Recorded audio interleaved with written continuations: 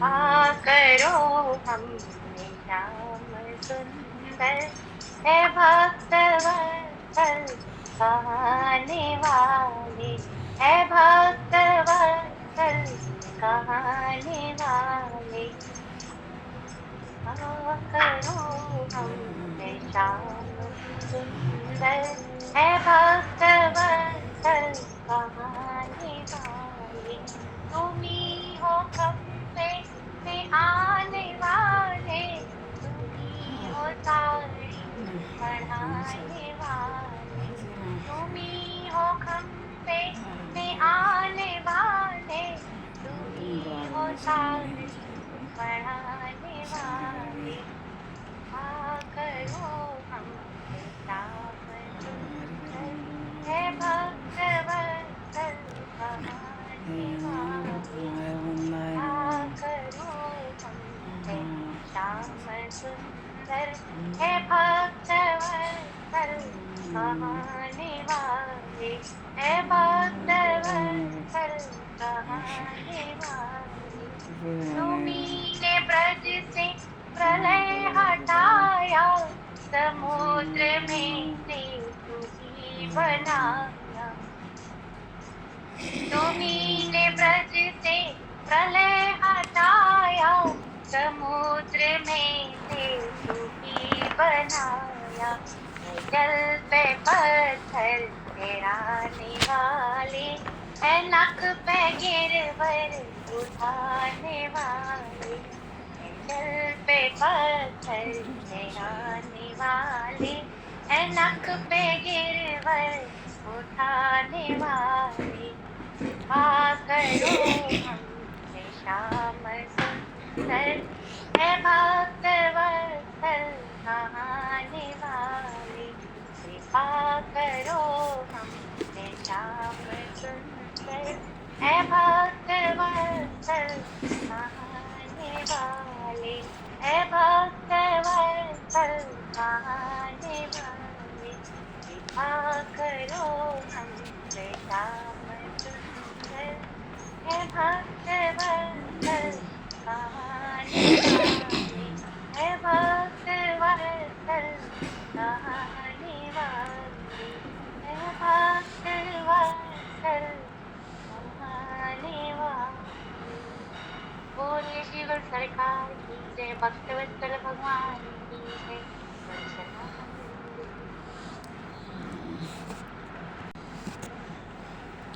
बोले शिवा के भरलाल की जय राम राजा सरकार की जय श्री चैतन्य महाप्रभु की जय गौरी शंकर भवन की जय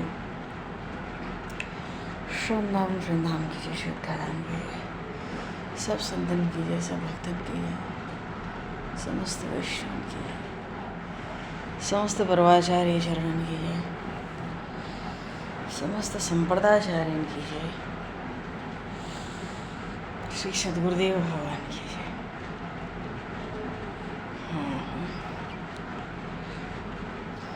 गंगा मैया की जय जमुना मैया की जय जय जय श्री सीताराम जय जय श्री राधे श्याम नमः पार्वती पते हर हर महादेव अनंत कोटि ब्रह्मांड नायक सर्वेश्वर पूर्ण परात्पर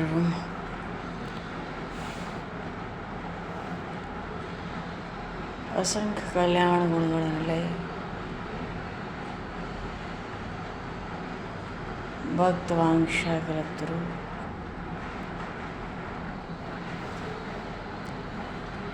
शरणागत वत्सल भक्त वत्सल दीनबंधु दया सिंधु भगवान श्री सीताराम जी महाराज की असीम कृपा करना से हनुमान जी महाराज की परम पावन भावमयी सन्निधि में महापुरुषों की भावमयी उपस्थिति में एवं आप सभी श्रद्धालु भक्त वैष्णवों की मंगल सन्निधि में मानव जीवन का सर्वोत्कृष्ट फल भगवत गुणगान भगवत स्मरण का लाभ हम सभी श्री चैतन्य महाप्रभु की लीला चरित्रों के माध्यम से प्राप्त करने जा रहे हैं। सर्वप्रथम आप सभी भक्तजनों के श्री चरणों में भगवत भाव से सादर वंदन सादर नमन। आप सभी को भी अधाइयों के जय श्री राम, जय जय श्री राधे, हरि शरण बताई गौर हरि।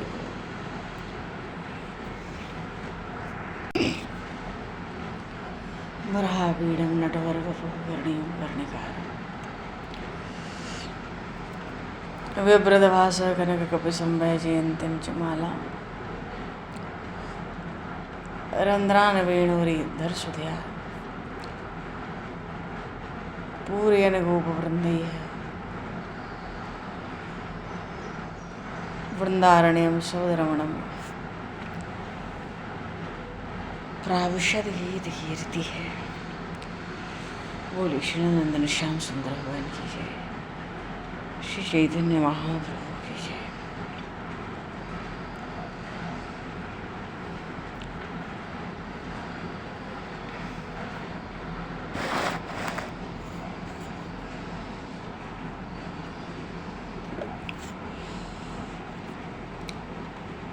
महापुरुष कहते हैं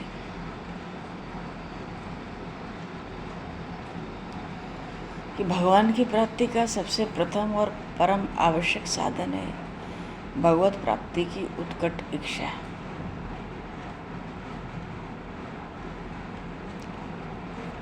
मानो कोई प्यास से मर रहा हो और उसको जल मिल जाए। महापुरुष कहते हैं व्याकुलता तभी होगी जब ऐसी तीव्र और अनिवार्य आवश्यकता उत्पन्न हो जाए। खूब प्यासा हो तो जल का अनन्य चिंतन रहता है, और जितनी देर में जल मिले तो उतनी व्याकुलता बढ़े।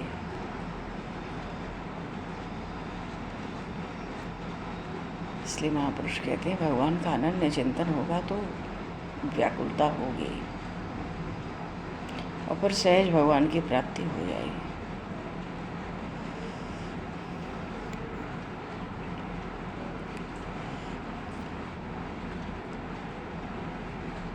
कोई भी स्थिति मन के अनुकूल है तो प्रभु कृपा, मन के विपरीत है तो प्रभु की इच्छा।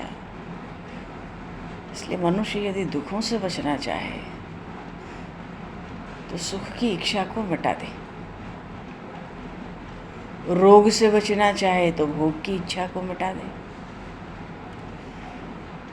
अपमान से बचना चाहे तो सम्मान की इच्छा मिटा दे,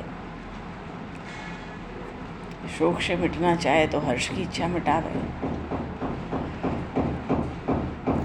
कहने का भाव है केवल हमारी इच्छाएं ही हमारे दुख का कारण है।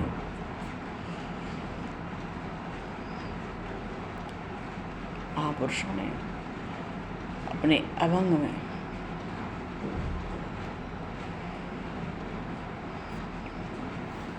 यही कहा कि हृदय में निरंतर शुभ विचारों का ही चिंतन हो।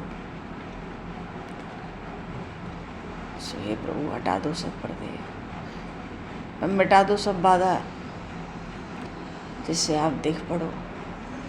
वो श्री मोहन मनमोहन मुख दिख पड़े, नित्य मिलन के सुख का भान हो जाए, जीव पूर्ण अकिंचन हो जाए।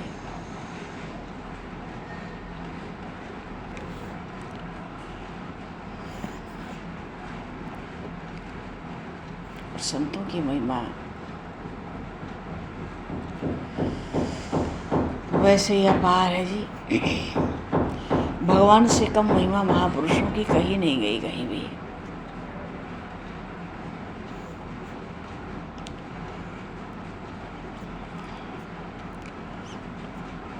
पूर्व प्रसंग में श्री जगदानंद पंडित श्रीधाम वृंदावन आए और वृंदावन के रसिक जन प्रेमी जन तो यही इच्छा रखते हैं सदा श्री राधा का ही ध्यान हो, उन श्री राधा रानी की ही वंदना होए, उन्हीं श्री राधा रानी का दर्शन होए, उन्हीं किशोरी जी का कीर्तन कथा होए और वही हम श्रवण करें, कथन करें, उन्हीं के नाम और गुणों का गान करें, उन्हीं की सेवा करते हुए उन्हीं के इस वृंदावन में, ये तो क्रीड़ा कानन है श्री जी का, उन्हीं के इस वृंदावन में ये जीवन काल व्यतीत हो जाए।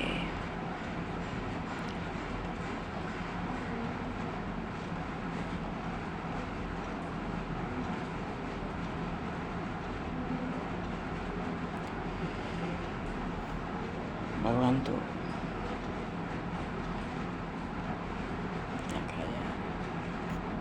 भगवान के नाम की महिमा, भगवान के नाम रूप लीला धाम। महापुरुषों ने कहा है नाम जप से बहुत बड़े बड़े कार्य सफल होते गए। नाम की जो महिमा कही जाती है वह सत्य है और अनुभव की वस्तु है। बलपूर्वक कहने में कोई संकोच फिर भी महापुरुष लोग नहीं करते।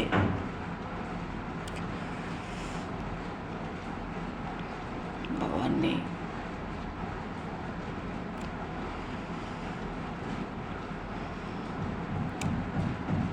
भगवान से जुड़ाव जीव का केवल मंदिर से तो नहीं होता। भक्त लोग तो कर्मों को भी पूजा सेवा बना लेते हैं, निस्वार्थ निष्काम होकर सबका परोपकार भी करते हैं, तो हृदय में ईश्वर भी मुस्कुराते होंगे। और जो भाग्य में है वो कोई छीन नहीं सकता। जो हमारे भाग्य में है नहीं, भगवान उसको भी बेहतर बनाकर लौटाते हैं। जो है ही नहीं भाग्य में, सार बात तो ये है कि मैं भगवान का हूँ, भगवान मेरे। संत महात्मा कहते हैं ये मान लो तो बड़ा भारी काम हो गया, क्योंकि ये मामूली साधन नहीं हुआ। हमारी और भगवान की जाति एक हो गई, घर एक हो गया, परिवार एक हो गया, और यही वास्तव में सत्य है। लेकिन जब तक हमारा हृदय मलिन है, हम लोग छिपकर पाप करते हैं, तब तक मानसिक अशांति, संताप, मानो इन चीज़ों से हम बच नहीं सकते। कुछ न कुछ लगा ही रहेगा।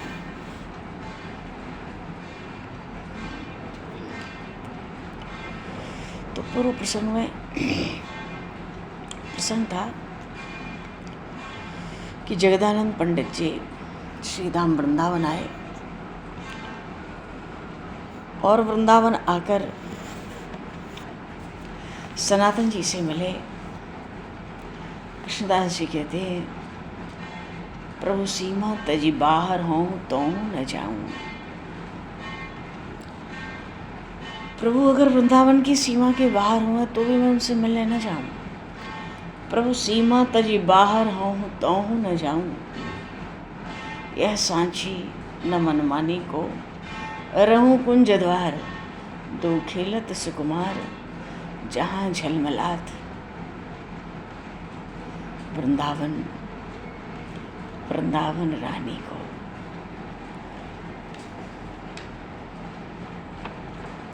ऐसी सी किशोरी जी कहते हैं वृंदावन तो उनका हृदय है। हृदय है। 3 लोकों के तीर्थों के दर्शन का पुण्य फल मथुरा के दर्शन से प्राप्त हो जाता है।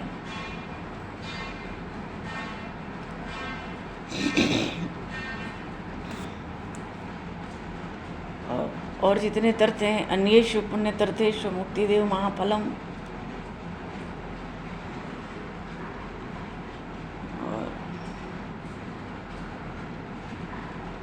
भक्ति प्रार्थे हरेर्दिष्ट्वा मथुरायाम च लभ्यते। हरे मन वृंदा विपुल निहार। क्योंकि महाप्रलय के जल में भी नाश नहीं होता वृंदावन का। यद्यपि मिले कोटि चिंतामणि तदपि न हाथ पसार। और वृंदावन सीमा के बाहर हरिहूँ को न निहार। जी वृंदावन की सीमा में प्रवेश करे तो संपूर्ण चतुर्भुज हो जाता है। वृंदावने तो गोविंदे। गोविंद देव जी का नाम आता है, भागवत में भी लिखा है, पुराणों में भी लिखा है, वृंदावने तो गोविंदे ये पश्यन्तु वसुंधरे। तो बड़ा आनंद करते हैं। ऐसे अवध की भी बहुत महिमा है। हाँ, ये बात नहीं है, अवध धाम की भी बहुत महिमा है। पद्म पुराण में तो कहते हैं भक्ति महारानी तो वृंदावन में नृत्य कर रही हैं। हाँ, ज्ञान वैराग्य जरूर वृद्ध हो गए हैं।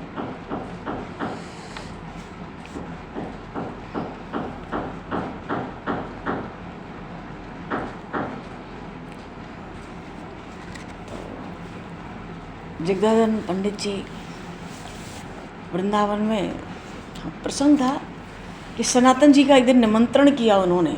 अभी तक तो वही व्यवस्था करते थे, अब सनातन जी महाप्रभु के कितने प्रेमी हैं, और जगदानंद जी तो भाई बड़ा अधिकार करके क्रोध भी करते हैं और बड़ा प्रेम भी करते हैं। किसी तरह महाप्रभु के शरीर को सुख पहुँचे, उनके शरीर को पीड़ा कष्ट ना होवे, बस यही उनकी भक्ति है।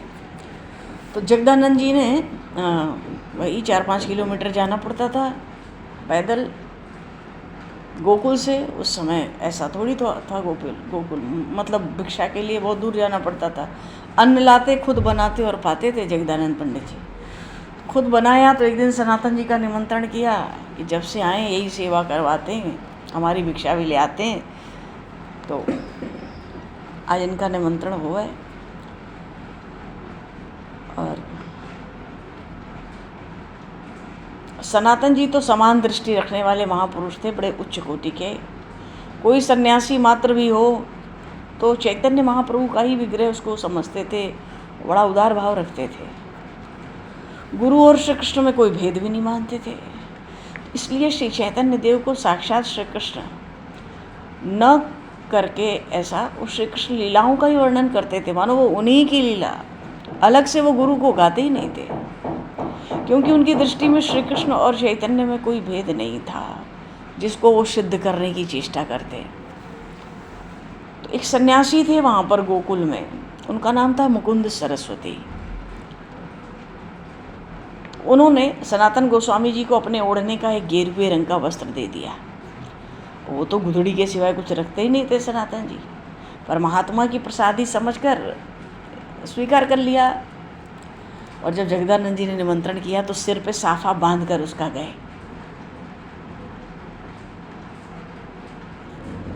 सनातन जी ने जब सिर पर गेरुए रंग का वस्त्र देखा, सनातन जी के सिर पे जगदानंद जी ने जब गेरुए रंग का वस्त्र देखा तो समझे कि चैतन्य महाप्रभु की प्रसादी वस्त्र है। बड़े स्नेह से पूछने लगे, सनातन जी आपने ये प्रभु का प्रसादी वस्त्र कहाँ पाया? क्यों उनकी दृष्टि में गेरुआ तो केवल चैतन्य महाप्रभु ही धारण करते हैं, और जो धारण करे वो उसको चैतन्य महाप्रभु ही मानते हैं। तो सनातन जी ने बड़ी सरलता से कहा, अरे ये प्रभु की प्रसादी नहीं है। फिर? अरे वो मुकुंद सरस्वती जी है ना, वो बड़े अच्छे सन्यासी हैं, उन्होंने ये वस्त्र मुझे दिया है। अरे भैया, इतना सुनते ही जगदानंद जी का तो क्रोध ऐसा बढ़ गया, वो सहन ही नहीं कर सकते थे कि मेरे प्रभु का कोई भक्त, कोई भी गौर भक्त किसी दूसरे सन्यासी के वस्त्र को सिर पर चढ़ावे। उनका आदर तो केवल चैतन्य देव के वस्त्रों तक सीमित था और वो कुछ जानते ही नहीं। तो क्रोध में भरकर जो चूल्हे यहाँ रसोई किया था ना भिक्षा के लिए, चूल्हे की हांडी को उठाकर सनातन जी को मारने को दौड़े। बड़े लज्जित हो गए सनातन जी। कितनी कृपा की इन पर महाप्रभु ने, कितना दैन्य था इनमें। एक गुदड़ी में रहा करते थे, कैसे कैसे निर्वाह करते थे, किसी को मुख नहीं दिखाते थे। जगन्नाथ जी में रहते थे तो हरिदास जी महाराज की कुटिया के पास में रहते थे, न जगन्नाथ मंदिर जाते थे, इतना दैन्य था। मारने को जब हांडी लेके दौड़े तो फिर तो बड़ी लज्जा हुई उनको। जब लज्जित हो गए वो, तो जगदानंद जी ने हांडी उठा के चूल्हे पर रख दी फिर से, और कहते हैं सनातन जी से, अरे आप तो महाप्रभु के प्रधान पार्षदों में से एक हैं। इन्हीं सनातन देव जी ने श्रीधाम वृंदावन में मदन मोहन जी को प्रकट किया है।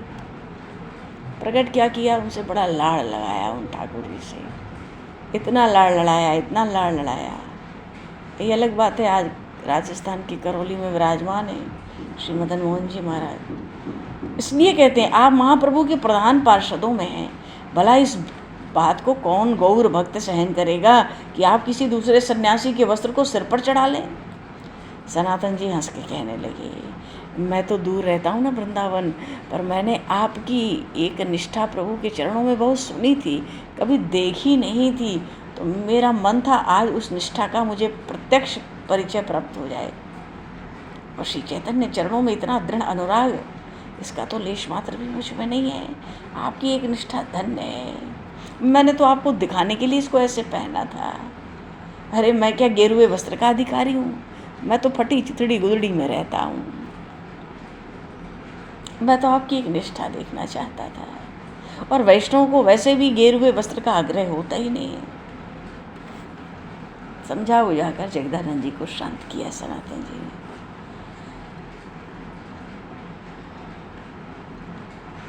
ये निष्ठा बुरी नहीं है जगदानंद जी की। क्यों? अरे साध्य तो ये है कि गेरुए वस्त्र मात्र को चैतन्य का वस्त्र अनुभव करते थे। वहाँ क्या शंका को स्थान है? जैसे पतिव्रता स्त्री पर पुरुष का मुख देखना भी पाप समझती है, ऐसे ही पतिव्रता की दृष्टि में जैसे उसके पति को छोड़ के संसार में दूसरा कोई पुरुष है ही नहीं, उसके लिए पति ही सर्वस्व है। पति को छोड़ के कोई दूसरा तृतीय भी उसके लिए नहीं है। प्राय ऐसी निष्ठा कही गई है पतिव्रता स्त्रियों की। ऐसे ही ये सत्यभामा जी के अवतार ऐसे ही कहलाते हैं। तो जगदानंद जी की ऐसी बड़ी विलक्षण निष्ठा श्री चैतन्य देव में थी। भगवान श्री कृष्ण अंतर ध्यान हुए तो गोपियों को गोपी गीत के समय जीव जंतुओं के स्पर्श में भी श्री कृष्ण सुख का अनुभव होता था, श्री कृष्ण के स्पर्श के आनंद का अनुभव होता था। कुछ काल ब्रज में रहे, महाप्रभु के पास पुरी जाने को तैयार होने लगे। उस समय प्रभु ने महाप्रभु जी के लिए सनातन जी ने रासलीला स्थली की रज भेजी, रास मंडल की, और गिरिराज गोवर्धन की एक शिला भेजी, और गुंजाओं की माला, और पके हुए सूखे पीलू, ये चीज़ें प्रसाद देकर वृंदावन से जगदानंद जी को महाप्रभु जी के लिए भेजा। और जो अकिंचन त्यागी भिक्षुक भक्त हैं उनके लिए यही सर्वस्व है। ब्रज की रज, गिरिराज शिला, गुंजा माला और कुछ भोग। और वैसे भी टैंटी पीलू तो ब्रज में बहुत होते हैं। बंगाल के लोग पहचानते भी नहीं, पीलू बहुत कड़वा भी होता है। टैंटी उससे भी ज़्यादा कड़वी होती है। हाँ, टैंटी का अचार ठीक पड़ता है। पकी हुई टैंटी हो तो ब्रज में उसको पैंचू कहते हैं। देखने में लाल लाल बड़ी सुंदर मालूम पड़ती है, खाने में भी ठीक है। तो ब्रज में जो गऊ चराते हैं ग्वाल सखा, वो पैंचू पके हुए पीलू खाते हैं। उनमें बीज भी भरे रहते हैं, रस तो थोड़ा सा बीज में ही होता है। शरीफे की तरह मानो रस को चूस के और फिर बाहर थूक दो बीज को, यह होता है। यही ब्रज के मेवा है, और भगवान श्री कृष्ण को यह अतिशय प्रिय थे।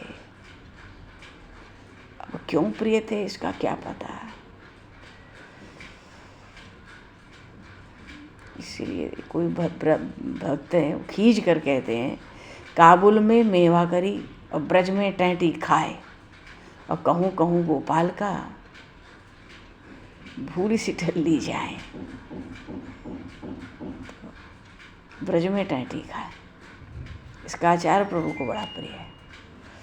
प्रसाद लेकर विदा हुए पुरी आए। प्रभु बड़े प्रसन्न हुए कि ये सकुशल लौट आए और जल्दी ही लौट आए। सारी वस्तुएं प्रभु को अर्पण की।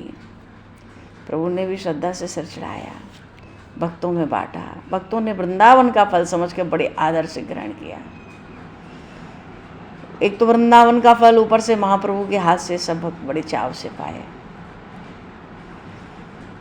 और जो पहले वृंदावन हुआ है उनको मालूम है ये अमृत फल कैसे खाया जाता है। वो तो मुंह में डाल लिए, गुठलियों को धीरे धीरे बीजों को चूसने लगे। और जो नहीं जानते वही मुंह में डाल के चबाने लगे। चबाते ही एकदम कड़वा हो जाएगा मुंह, इतना कड़वा कि आंखों में पानी आ जाए, दौड़ा भागी हो जाए, न खाते बने न थूकते बने। और फिर महाप्रभु ने प्रसाद दिया तो बाहर निकालें कैसे, अब तो प्राणों पर बीतने लगी कुछ लोग। ऐसा ब्रज का, महाप्रभु भी खूब हंस रहे हैं। ब्रज का प्रसाद पाना भी कोई सरल काम थोड़ा ही है।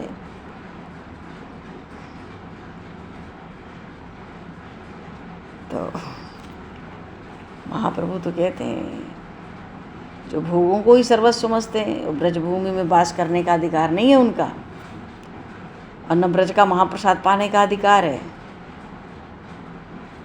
ब्रजवासी बनने का सौभाग्य तो उसे ही प्राप्त हो सकेगा जिसकी सब वासनाएं दूर हो गई हों। मानो जगदानंद जी आए तो वृंदावन की बड़ी चर्चा हुई, सब भक्तों को आनंद हुआ। उनका जगदानंद जी का हृदय बड़ा शुद्ध था, प्रभु के प्रति प्रगाढ़ प्रेम था और प्रभु के शरीर से तो अत्यधिक प्रेम था।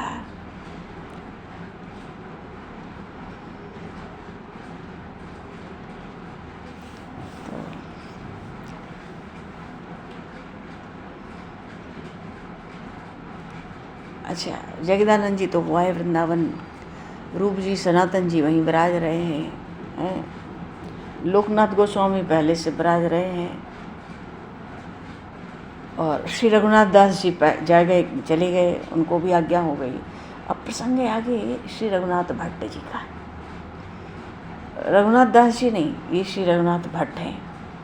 इनको भी प्रभु ने आज्ञा दी थी कि स्वामी रामकृष्ण परमहंस देव एक कथा कहते थे कि एक बगीचे में बहुत से साधु पड़े हुए थे और वहाँ एक परम सुंदरी स्त्री दर्शनों के लिए गई। साधु सब परम व्रत थे और उन सब के जो गुरुजी थे वो आजन्म ब्रह्मचारी थे, इसलिए गुरुजी ने शिष्य भी ऐसे किए थे जो आजन्म ब्रह्मचारी थे। मानो जन्म से ही जिन्होंने संसार सुख न भोगा। तो जितने शिष्य उस बगीचे में बैठे थे वो स्त्री सुख को जानते ही नहीं थे, इसलिए उन साधुओं के मन में वो माता के रूप में आई उस स्त्री के दर्शन से कोई विकार नहीं हुआ।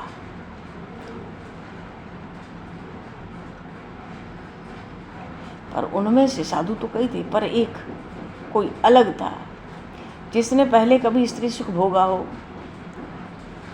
तो भाई दर्शन करते ही काम वासना जागृत हो गई, विषय सुख की इच्छा हो गई। तो परमहंस जी, स्वामी रामकृष्ण परमहंस जी इस कथा को कहकर कहते थे, देखो जिस बर्तन में एक बार दही जम चुका है तो उसमें दूध के फटने का संदेह बना ही रहता है, पर जो घड़ा कोरा है उसमें कोई भय नहीं है।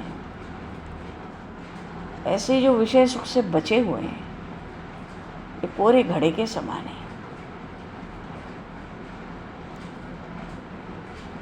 उदाहरण देके कहते थे श्री विवेकानंद जी का, भक्तों को उदाहरण देकर कहते थे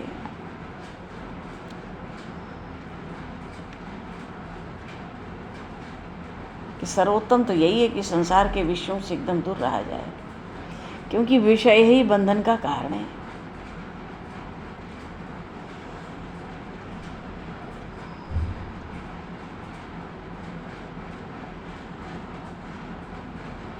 ऐसे ही महाप्रभु श्री कृष्ण चैतन्य देव, जिसको वासनाहीन अधिकारी समझते, फिर उसको संसार में प्रवेश करने को मना कर देते थे कि भाई तुम मत प्रवेश करो संसार में, क्योंकि तुम पहले से ही वासना से बचे हो। कहते थे आजन्म ब्रह्मचारी रह के श्री कृष्ण कीर्तन करो, यही उपदेश देते थे महाप्रभु।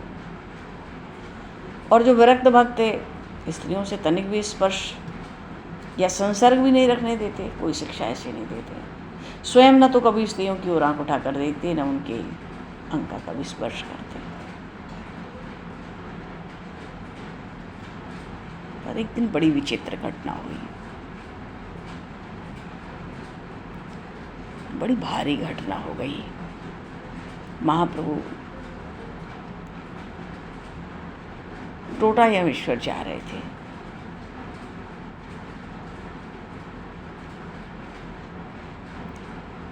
और जब जा रहे थे तो उसी समय रास्ते में एक देवदासी कन्या, देवदासी इसको कहते हैं जगन्नाथ जी में। चलो बहुत बहुत कथा है, अब आगे का प्रसंग आगे।